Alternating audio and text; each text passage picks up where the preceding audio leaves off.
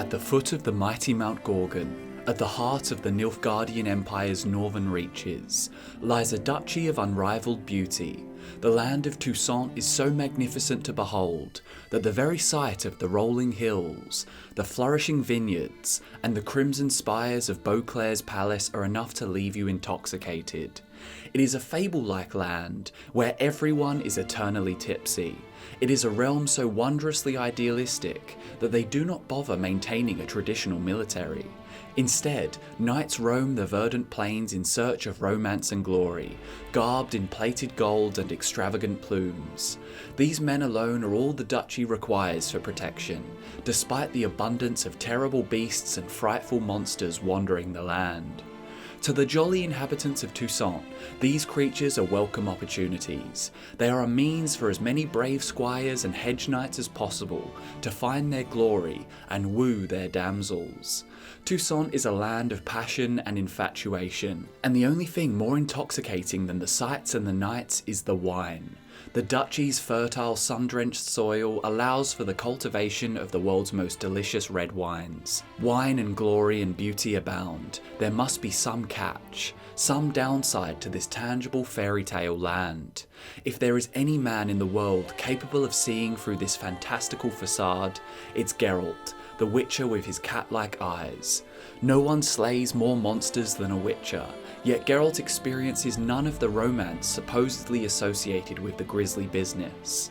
Where most men see only wine and fanfare, Geralt sees blood and dirt. It's no surprise that it takes a man of Geralt's candour to slice through the vivid layers of piffle all the locals seem enthralled by, to get to the bottom of the ugly mess this beautiful duchy has become embroiled in.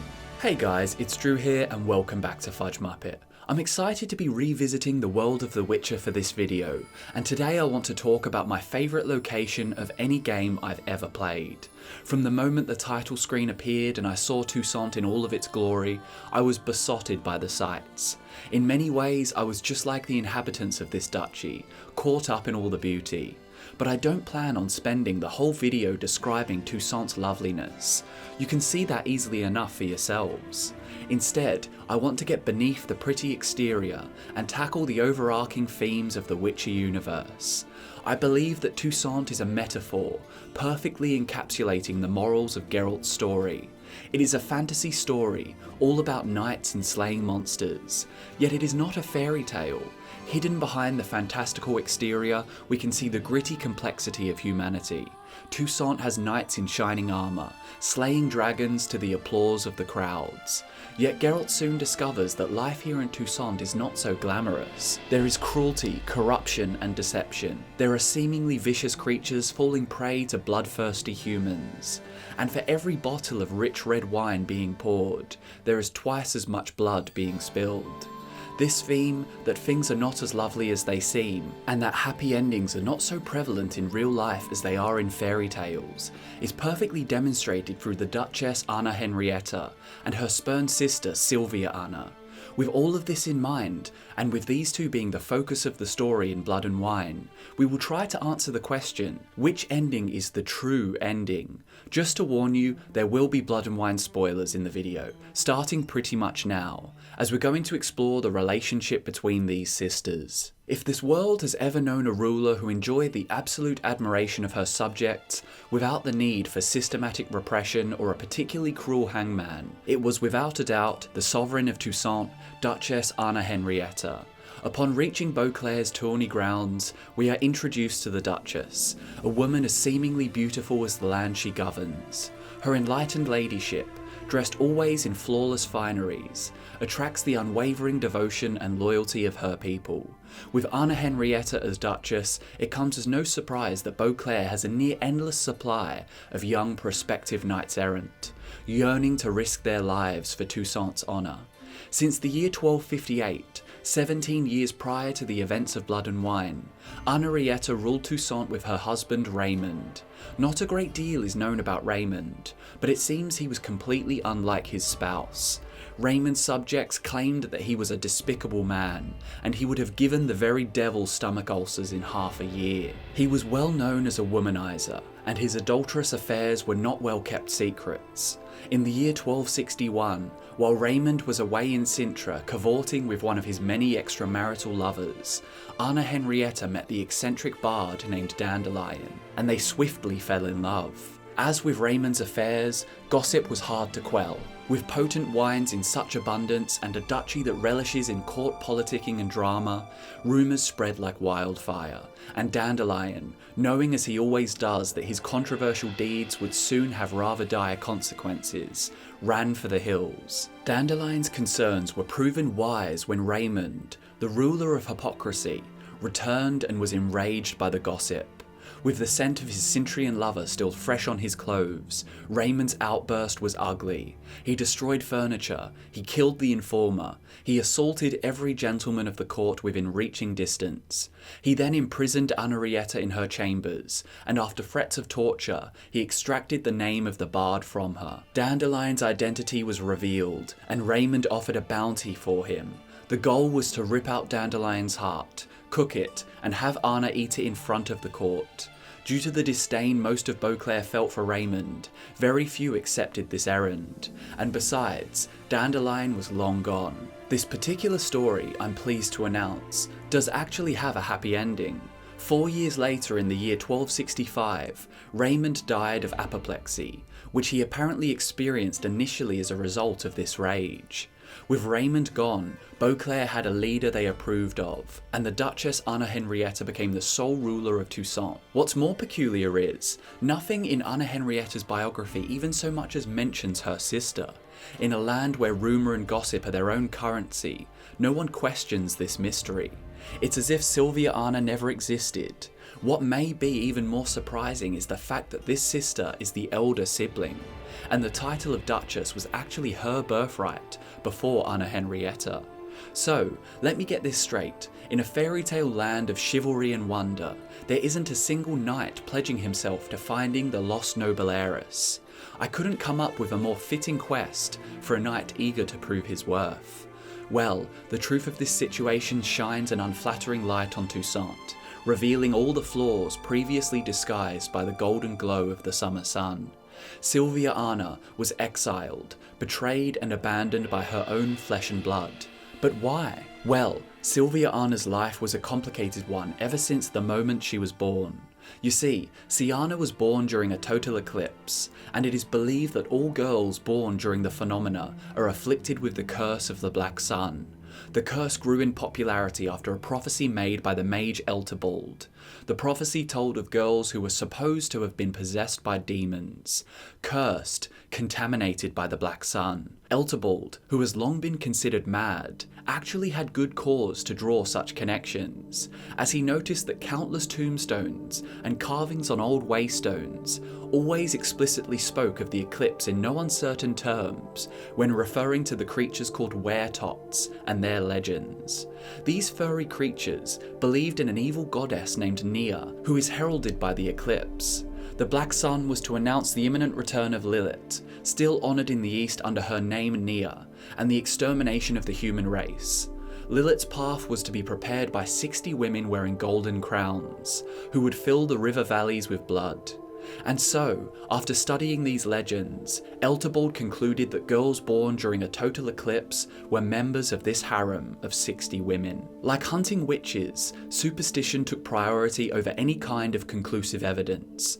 Girls like Syanna were forever perceived by others as being cursed, and that perception needed only the slightest coincidental proof to affirm their superstitions. Unsurprisingly, autopsies carried out on afflicted girls showed no signs of corruption, but by that point, it was too late to apologise to the girls in question. Instead, wizards began locking the girls away in tall towers. But you know what happens to young maidens in towers. Some prince or knight will assuredly rescue them. Some scholars have suggested that the curse became a self-fulfilling prophecy, for some of the girls who managed to flee the persecution later inflicted cruelty on others because of the treatment they had suffered. and Syanna was no exception to this theory. Unfortunately, Sylviana was plagued by night terrors from a young age. The only thing that made her childhood somewhat bearable was the close relationship she shared with her younger sister Henriette. When they slept in close proximity to one another, Syanna's nightmares didn't occur. It's almost as if she was just one of the millions of children who experienced nightmares and fear of the dark. But that wouldn't be nearly as romantic and poetic as an exotic curse. Toussaint's master of illusions, Arturius Vigo, created an illusory realm for the girls to explore called the Land of 1,000 Fables. I have a video about that on the channel, which you can watch if you'd like a more in-depth exploration of the fable sphere. The Land of 1,000 Fables is a fictitious realm inhabited by all the characters found in children's stories, nursery rhymes, and fairy tales. Beneath the embellishments and exaggerations, the realm isn't so different from Toussaint. A fantasy land full of heroes, damsels, and allegories. Anyway, back to our ducal sisters. Due to her alleged curse, Syanna was quickly overshadowed by the favoured younger sibling. When the girls fought and quarrelled, Syanna was always blamed. Their parents were firm believers in the Black Sun prophecy after all. Soon, the Council of Beauclair, likely with the support of the Duke and Duchess, sought an excuse to be rid of the troublesome Sylviana. After a prank involving suet-filled fish bladders, they took advantage of the opportunity to officially exile the teenage Syanna. Her title and birthright was stripped away, and a group of 4 knights escorted her to the edge of Toussaint. The noble knights took it upon themselves to insult and mock her. They denied her food, abused her, and one of the knights, Vladimir Crespi, beat her unconscious when she attempted an escape. The other gold-plated knights only stood by and watched. She was left at the border penniless and in a torn dress, to die quickly from the cold. Many years later, Syanna said to Geralt, "I learned something then. Knights are not so chivalrous when no one's watching." And so, the events of Blood and Wine unfold, and Sylviana returns to Toussaint to reclaim her birthright, and seek revenge against the 5 people who wronged her. There were the 4 knights, and then there was the Duchess. In Syanna's eyes, the greatest betrayal of all was her sister's silence. Henriette had been equally involved in the prank that led to Syanna's banishment, and despite becoming the most powerful woman in Toussaint, she did nothing to atone for the injustices. Now, there are 2 ways this story can end. All of Geralt's decisions lead to one climactic moment, when Henriette offers an embrace to her sister, hoping to make amends for the years of separation. And this is where I want to offer an alternative perspective to what most players consider to be the good and bad endings. If Geralt made all of the right choices, and said all of the right things, Henriette and Syanna salvage their fraying relationship. Syanna concludes that Henriette had been too young to properly react to Sylviana's exile, and she had repressed the traumatic memories, pushing them away by the time she came to power. But despite Geralt's compelling arguments in defense of the Duchess, this ending felt too perfect. It felt too happy. Whether Henriette had secretly desired power, as Syanna had cynically believed, or whether she had been devastated about the loss of her sister, I don't think it matters enough to rebuild this relationship. Yes, they could share a loving embrace, and the birds could warble sweetly as the sun sets and the wine is poured into gleaming gold chalices. Or the betrayed Syanna could complete her ultimate plot of revenge, after spending most of her life in exile, after being left for dead by men sworn to protect her, while her sister enjoyed ruling a duchy meant for her. Are we expected to believe that some tears, apologies, and tired platitudes are enough to undo all those years of Syanna's suffering? Every moment spent in exile, Syanna would have thought about her duchy, where Henriette was being doted after by servants and gentlemen. All of this because she happened to be born during a lunar eclipse. Maybe this is not an appropriate time for happy endings. It's not that happy endings are impossible in this universe, as I for one love the final scene of Blood and Wine, where we leave Geralt and his companions in peace at Corvo Bianco. Geralt has earned this happy ending. Henriette, however, she never felt the consequences of her actions, and it was naive of her to think such deep wounds could be healed with an embrace. It's more accurate to say that life is not a fairy tale, even if appearances are deceiving. Geralt, the professional monster slayer, can see these illusions for what they are. When he sees a knight slaying a dragon, he doesn't see a glorious tale in the making. He sees a misguided fool, disturbing and endangering a sentient creature of the wilds.